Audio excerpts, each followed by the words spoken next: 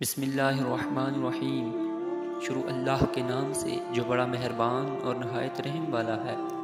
अस्सलामु अलैकुम प्यारे दोस्तों, आज मैं आपको एक वाक़या सुनाता हूँ कि दिल सोया हुआ है या मोया हुआ यानी मरा हुआ। एक शख्स हसन बसरी रहमतुल्लाह अलैह के पास आया, कहने लगा कि हज़रत पता नहीं हमें क्या हो गया है कि हमारे दिल स्याह हो गए। तो उन्होंने पूछा कि भाई क्या हुआ? कहने लगा, हज़रत आप दर्स कुरान देते हैं और हमारे दिल पर कोई असर नहीं होता। लगता है कि हमारे दिल स्याह हो गए हैं, सख्त हो गए हैं। हज़रत ने यह सुना तो फरमाया कि भाई यूँ न कहो कि दिल स्याह हो गया, बल्कि यूँ कहो कि हमारे दिल मर गए।